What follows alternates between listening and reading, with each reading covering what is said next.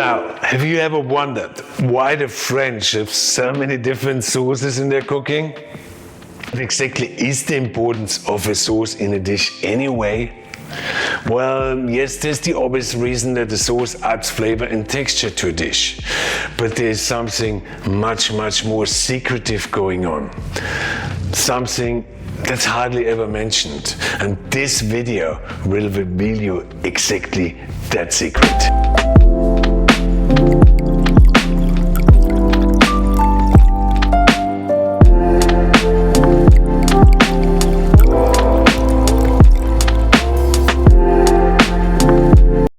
Now, my name is Walter Trupp. I used to work, manage and own some of the best restaurants, the most highly awarded restaurants in Europe. And when I used to run Michelin star restaurants, it was a custom that after the meal, a Michelin inspector would have a chat with you. Because he or she would reveal herself to you, because you only see them once anyway. So on that one occasion I chatted with a Michelin inspector, and I could not help myself to ask him what is the first and most important thing he looks in a dish when it gets presented. And he answered literally without any hesitation. He said, it's the sauce. He said, it's in the sauce. I can see all the tension, all the skill, all the technique, and all the little detail a chef applies in the kitchen, as well as the talent he or she doesn't have. So he then sort of continued to say that a sauce reveals everything that's going on in the kitchen. Now, those words, of course, stuck with me every day when I was checking my chef's sauces before they went into the service. And even the famous chef Auguste Escoffier said that on a sauce you can recognize a good cook. Now, in French cooking, the sauce's functions is to bring the different flavor components together in a dish, and that's sort of well known. Today, I want to talk simply about the function of the sauce when it comes to matching it with wine and food, of course. The French have hundreds of sauces, but the English only have one. Well, one reason is the English, they're not the best chefs or cooks in the world, historically, of course, that is, and they have no wine. Well, the French, on the other hand, have great wines, and they make them since hundreds of years. They obviously know how to match food with wine. So the sauce to the French is much more than just a lubricator of food. For them, a sauce is the bridge to the wine, so that the sauce can lift a dish onto another level that makes it more compatible to the world's best wines. That's why sauces are the crown jewel of fine cooking. So how does it all exactly work? Well, I'll tell you that in a minute, but before that, a few other things to sort of complete the picture for you. So that when you next time choose your wine for your dinner in your restaurant, you can do that probably better than the average sommelier. Now, it says food and wine, not food washed over with wine. It first says food, and it says wine. And that's how you should consume it. You cannot consume those two together. Food flavors and wine flavors need to meet at the sunset, or what you say, the twilight of the flavors, when only the sauce is left to shine. In the twilight comes that perfection. Imagine you chew a piece of meat or vegetable and the dish has no sauce, okay? So you will notice the flavors will rapidly disappear, isn't it? And basically, after you swallowed all those foods down, the flavor is gone as well. Hence, the wine is not much a contribution to a dish, because if you drink the wine shortly after, it's missing something. It's missing the bridge. But if there's a sauce involved, you will find that the meat and the vegetable flavors will linger around in your mouth much longer. Plus, the sauce flavors will become much more dominant with time in your mouth. So what is the exact secret? Well, sauces have either a lot of fat, or they have a lot of sugar, lots of acids, or lots of sticky proteins. So some of them have a whole mixture of them. And all of them contribute to one thing, which is aftertaste. Aftertaste that sticks to your gums, and they stick there and they don't leave for a while. Similar like to when you eat bitter chocolate or some creamy blue cheese.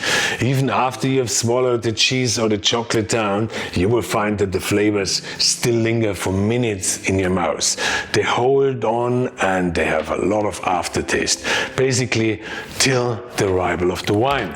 And when the wine then arrives, it creates a marriage made in heaven, literally. A whole new flavor dimension develops. That was not expected and you most likely in a lot of cases never experienced before.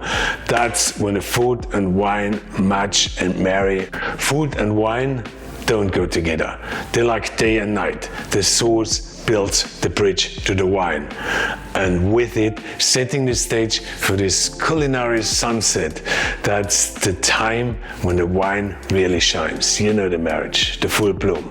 Often it's like the last dance of flavors, or the times like a flavor explodes, but it's always something that awakes memorable emotions. So next time you take a glass of wine while the food is still in your mouth, raise your glass and smell its aromas. That's sort of what I call the foreplay, you know, and then you check the wine's color, you smell it again while you swallow your food, and then you sip on it and air your mouth by breathing over the wine, and then you witness a new and completely unknown flavor dimension. That's sort of what I call the in-between flavors, when sauce meets wine.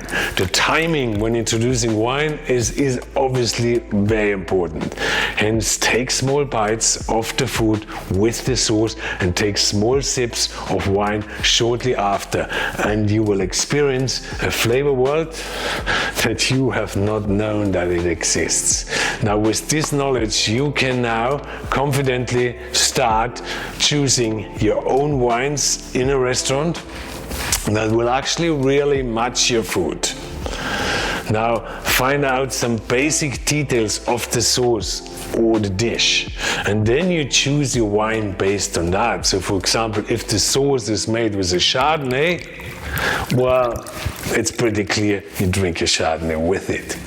So that's your starting point, you know? So if the sauce is rich and deep in flavor, you might want to go for an oak Chardonnay. If the sauce is light and fragrant, you might want to go for a young unoaked Chardonnay. Do you see where I'm coming from? So you as a home cook, you can then basically cook for all your expensive wines in your cellar by cooking sauces that will match those wines. But believe me, you don't need to cook your sauces with expensive wine. No restaurant in the world does that, no matter how good they are. You need the same grape variety. That's important. That's a good starting point. It's not so important what the ingredients are in a dish if you have a dominant sauce. If a dominant sauce is at play, that sauce will determine the suitable wine.